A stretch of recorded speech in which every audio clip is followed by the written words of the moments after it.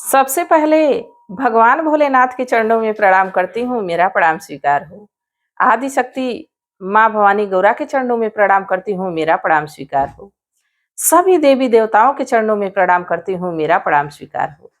आप सभी गुरु भाई गुरु बहनों के चरणों में प्रणाम करती हूँ, मेरा प्रणाम स्वीकार हो। गुरु भाई गुरु बहनों, आप लोगों के सपोर्ट से, आप लोगों के साथ से महादेव की कथा और शिव शिष्यों तक पहुंचती है। तो आप लोगों से यही निवेदन है कि आप लोग कथा को ज्यादा से ज्यादा शेयर करिए ताकि भगवान की कथा और शिव शिष्यों तक पहुंच सके। अगर जो आप लोग चैनल पे नए हैं तो चैनल को सब्सक्राइब कर लीजिए ताकि जो कथा पढ़े वो आप लोगों तक आसानी से पहुंच जाए। कमेंट में महादेव का नाम जरूर लिखिए। महादेव का नाम लिखने से, बोलने से सारे कष्ट दूर हो जाते हैं, सारी परेशानी दूर हो जाती है। तो महादेव का नाम जरूर लिखिए। गुरु भाई गुरु बहनों, कथा जब भगवान की चल रही है, चर्चा जब भगवान की चल रही है तो इसको पूरा सुनना चाहिए। आधा अधूरा सुनने पे एक तो कोई ज्ञान नहीं मिलेगा और दूसरा महादेव का अपमान होगा। तो प्लीज आप लोग कथा को पूरा सुना करिए। देखिए, आज जो मैं कथा आप लोगों को सुना रही हूं, विश्वास पे है, भरोसे पे है। अगर जो विश्वास कर लें, अपनी निष्ठा जमा लें, अपना भरोसा जमा लें, तो जैसे हम कोई कार्य करते हैं ना, विश्वास के साथ करते हैं कि ये हमारा कार्य पूरा होगा, क्यों नहीं पूरा होगा। उसी तरह अगर जो हम भगवान से विश्वास लगा लें, निष्ठा लगा लें, प्रेम लगा लें, तो वो कार्य भी पूरा होगा। जब भरोसा रहेगा, विश्वास रहेगा, तो कार्य भी पूरा होगा और भगवान से हमारा संबंध भी पक्का हो जाएगा। जब उनसे हम संबंध बना ही लिए हैं, उनको अपना गुरु बना ही लिए हैं, तो विश्वास भी अपनी पूरी लगन से, पूरी निष्ठा से उनसे नाता जोड़ लेना चाहिए। देखिए, एक ब्राह्मणी थी, वो महादेव की परम भक्त थी और ऐसी भक्त थी कि भगवान को रिझाने के लिए, भगवान को मनाने के लिए घंटों पूजा आराधना किया करती थी। और पूजा के करने के बीच में अगर जो कोई आ भी जाए तो अपने स्थान से उठती नहीं थी, चाहे भले घी की गगरी ही क्यों ना ढरक जाए, क्यों कोई परेशान होकर उनके दरवाजे से लौट ही ना जाए, पर वो आराधना करते समय उठती नहीं थी, आना ध्यान उधर देती थी। उनका मन एक जगह केंद्रित रहता था, भगवान पे। पर मैं तो यही कहती हूं कि घंटों अगर जो पूजा करते रहो तो क्या सच में वो घंटों तक हमारा मन वही रहता है?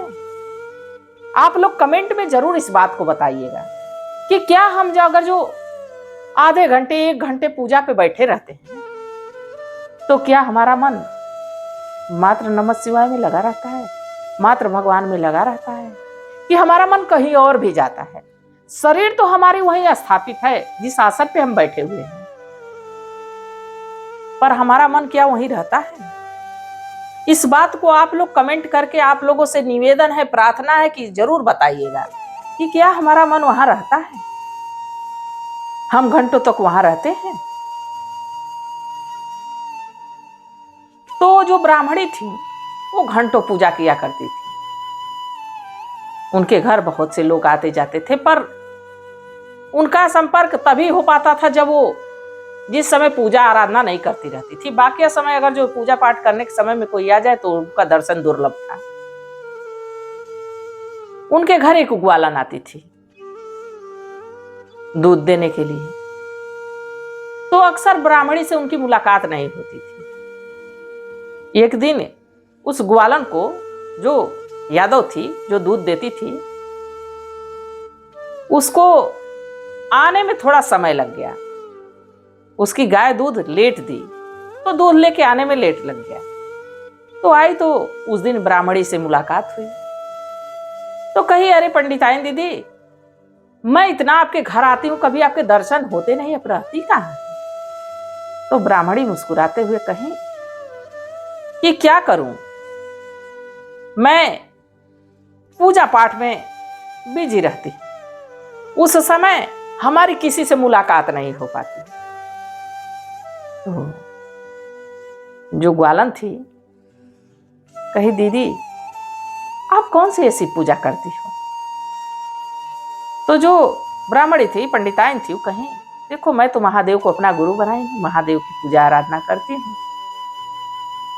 हाँ एक बात है, हमारी भी कोई संतान नहीं है, मैं संतान प्राप्ति के लिए भगवान को मनाती हूँ, रिझाती हूँ, उनकी पूजा आराधना करती हूँ।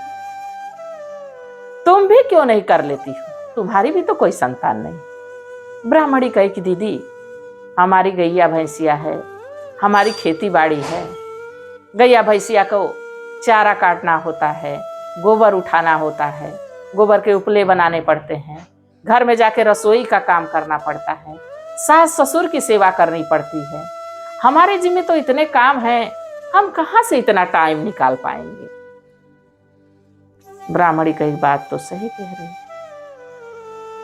अब ग्वालिन वहां से बात करके निकली, बाकी अब उसके मन में वहीं से भाव जागृत हुआ। देखिए, जब हमारे मन में, हमारे हृदय में प्रभु का वास हो जाता है, हिलोरे प्रभु के नाम के उठने लगते हैं, तो इस सागर को कोई रोक नहीं पाता। ऐसा सागर इसमें उमड़ पड़ता है कि उसकी ना लंबाई मापी जा सकती है, ना उसकी चौड़ाई मापी जा सकती, और ना ही उसकी गहराई मापी जा सकती। अब जो ग्वालन थी उसके मन में तो हिलोरे भगवान के उठने लगे। रास्ते भर सोचती गई, हे प्रभु, हम कैसे आपकी पूजा आराधना कर पाएंगे, हमारे पास तो इतने काम हैं। अब इस बात को सोचते सोचते घर पहुंच गई। अब कोई काम भी करती तो भगवान का नाम, हे प्रभु, काम में तो मन नहीं लग रहा है, कैसे मैं आपकी पूजा करूं? गाय को चारा भी काटने जाती, हे प्रभु, हे भगवान, हे शिव गुरु, हमारे पास तो टाइम नहीं है, कैसे आपकी आराधना करूं? रसोई में जाती, हे प्रभु, हमारा तो इस काम से छुटकारा नहीं मिलने वाला है, हम कैसे आपसे नाता जोड़ो?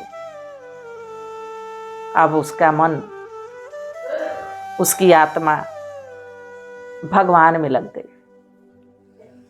एक दिन ग्वालन दूसरे गांव में भी दूध देने जाती थी। गाय का दूध निकाली, ब्राह्मणी के घर दूध दी, इसके बाद दूसरे गांव के लिए निकल गई। रास्ते में उसको एक शिवालय दिखा, एक मंदिर दिखा, तो सोची लाओ, रास्ते में ही पड़ा है, समीप में ही है, चलो घंटों नहीं पूजा करेंगे, ना करें, कम से कम भगवान को एक नजर देख ले, उनकी आराधना कर ले, चलते हैं। थोड़ी देर रुकने में कौन सा हमारे काम में विलंब हो जाएगा। अब ब्राह्मणी बिचारी उस शिवालय की तरफ गई, एक लोटा अपने दूध में से दूध निकाली, भगवान को अर्पण की, उनसे प्रणाम की, उनसे अपनी दया मांगी कि हे प्रभु, हमारे पास तो समय नहीं है, आपके पास तो समय है हमारे लिए, तो आप हमारे साथ ही रहो ना।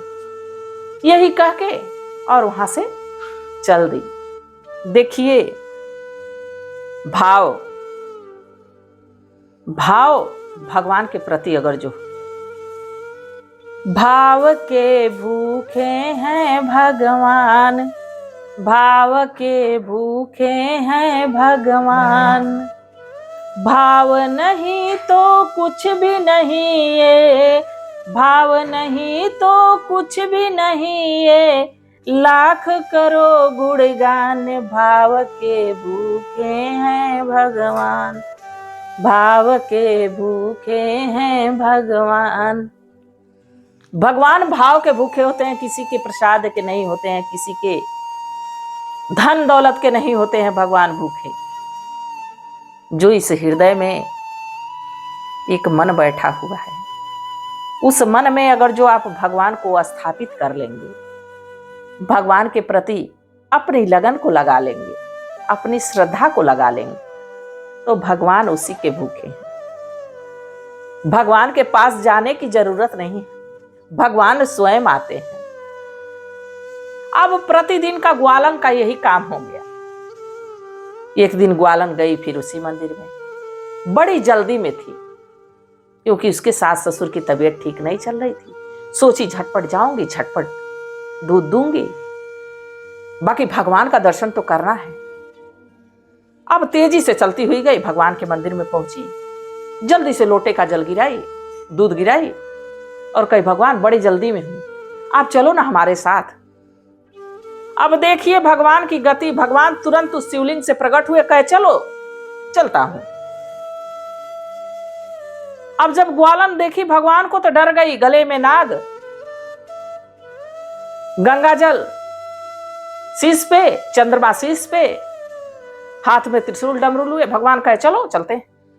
डर गई, हाथ जोड़ के खड़ी हुई, भगवान क्षमा कर दीजिए, हमने आपको कष्ट दिया, कोई गलती हो गई क्या हमसे? नहीं नहीं शिष्या, तुमसे गलती नहीं हुई, हम तो अपनी मर्जी से आए हैं तुम्हारे साथ चलने के लिए। नहीं नहीं भगवान, हमको क्षमा कर दीजिए, आपके तो ढेरों काम हैं, अनेकों आपके भक्त हैं, आप हमारे साथ चलोगे तो अभी कोई मंदिर में आएगा तो खाली हाथ जाएगा। भगवान उसकी सरलता से, देखिए अपने आप को सरल बना लीजिए, अपने आप को समझिए बुद्धिहीन हम हैं, जो दी हुई बुद्धि वो भगवान के लिए है। अपने आप को सरल बनाइए, स्वभाव अपना सरल बनाइए, और जब सरल हो जाते हैं तो भगवान स्वयं मिल जाते हैं। कहिए ऐसा भगवान कि मैं बड़ी जल्दी में हूं, आप हमारे साथ कहां कहां पीछे पीछे जाएंगे, हमारा एक काम है कर देते तो बड़ा अच्छा होता है। भगवान कहे कि तुम्हारे सारे काम करने के लिए तैयार हूं। तो कही भगवान हम अपने काम स्वयं कर लेती, ऐसा हमारे संतान नहीं है, हमारी गोद सुनी है, मैं सोचती हूं कि आपकी कृपा हो, हमारे घर में एक लाल गोपाल हो जाए। भगवान तथास्तु कहे। भगवान कहे कि ठीक है, तुम इतना कह रही तो मैं यहीं रहता हूं, तुम्हारी इच्छा पूरी होगी।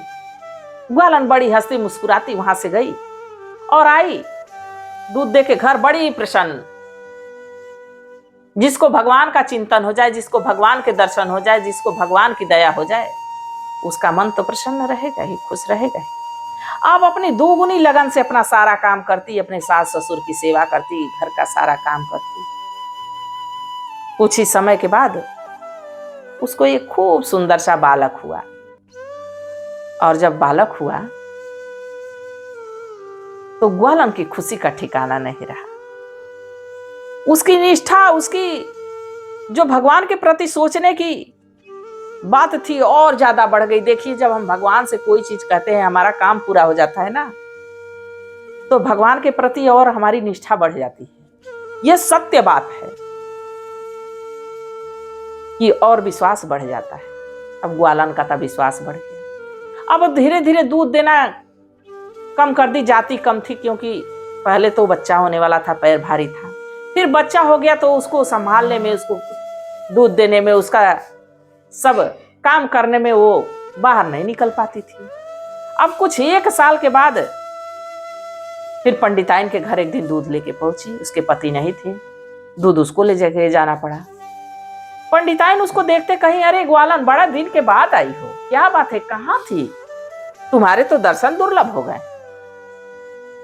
तो कही दीदी आप ही ने बताया था कि शिव को अपना गुरु बना लो, शिव की आराधना करो, तो हमने तो उनकी आराधना की, वो हमको दर्शन भी दिए, और देखिए उनकी कृपा हुई कि हमारे घर बाल गोपाल भी आए हैं, तो हम उन्हीं की सेवा में रह जाते हैं, इसीलिए हम आ नहीं पाते। पंडिताइन कहीं अच्छा, तुमको दर्शन भी दे दिए, कैसे पूजा पाठ करती हो? कहीं पूजा पाठ करने के लिए दीदी हमारे पास समय कहाँ है, हम तो बस वही जाते जाते समय दूध देने जाते थे तो भगवान के शिवलिंग के दर्शन कर लिया करते थे। भगवान हमसे प्रसन्न हुए, भगवान हमको दर्शन दिए। अब पंडिताइन जब इतनी बात सुनी, तब उनके मन में छटपटाहट देखिए ईर्ष्या कई तरह की होती है। किसी के धन को देख के ईर्ष्या, किसी के जन को देख के ईर्ष्या, किसी को रूप को देख के ईर्ष्या। औरतें के अंदर ईर्ष्या बहुत ज्यादा रहती है। मैं भी एक औरत हूं, पर मुझे ये ज्ञात है कि ईर्ष्या तो कभी ना कभी जन्म ले ही लेती है, किसी के प्रति ले लेती है। ये हमारा मानना है। अब पंडिताइन को तो ईर्ष्या पकड़ ली। जैसे ग्वालन उनके घर से दूध देके निकली, वैसे ही ग्वालन, अरे वो जो ब्राह्मणी थी, वो दौड़ते हुए उस शिव मंदिर पहुंची। अब जाके वहां अपना लगी सिर पटकने कि हे प्रभु, हम तो आपके घंटों पूजा आराधना करते हैं, आपकी तपस्या करते हैं, आपने दर्शन नहीं दिया। और एक ग्वालन को आते जाते दर्शन दे दिए। इतना वो सिर पटकी रोई गाई, भगवान आए नहीं। बाकी ग्वालन वहां सिर पटकते पटकते बेहोश हो गई। कुछ लोग आए, उठाए, लेके उनको हॉस्पिटल गए। जब हॉस्पिटल गई, होश आया तो उन्हें नर्स बताई कि आप मां बनने वाली हैं। ब्राह्मणी के खुशी का ठिकाना नहीं। ब्राह्मणी घर गई। फिर जब ग्वालन दूध लेने आई तो ब्राह्मणी कही, बहन तुम्हारी तो पुकार भगवान सुन लिए, हमारी भी सुन लिए। देखो, घंटों पूजा पाठ करने से नहीं भगवान मिलते। भगवान तो मात्र क्षण भर ही याद कर लो तो मिल जाते हैं। तुमने तो सच्चे हृदय से भगवान को पुकारा, भगवान तुमको दर्शन दे दिए। हम तो घंटों भगवान को मनाने के रिझाने की कोशिश करते रहे, भगवान दर्शन नहीं दिए। भगवान रिझेला रिझावेला कौने गुनवा से, भगवान रिझेला रिझावेला कौने गुनवा से, कौने गुनवा से हो, कौने गुनवा से, भगवान रिझेला रिझावेला कौने गुनवा से। भगवान किस गुण से, किसके किस भाव से प्रसन्न हो जाए, ये कोई पार नहीं पाया। देवी देवता कोई नहीं जान पाया कि हमारे प्रभु प्रसन्न कब होते। तो देखिए, घंटों पूजा पाठ करने से, घंटों भगवान की आराधना करने से जो फल की प्राप्ति नहीं होती है, अगर जो हृदय से, सच्चे हृदय से, सच्चे मन से भगवान को हम क्षण भर ही याद कर लें, तो भगवान हमको उसी क्षण भर में ढेरों सुख देने की कोशिश करते हैं। तो गुरु भाई, गुरु बहनों, आप लोगों को कथा कैसी लगी जरूर बताइए। मैं भी महादेव से प्रार्थना करती हूँ कि हे भोलेनाथ, हे शिव गुरु, जो इस कथा को देख रहा है, जो इस कथा को सुन रहा है, सब पे अपनी दया दृष्टि बनाए रखिएगा, इसी कामना के साथ। हर हर महादेव।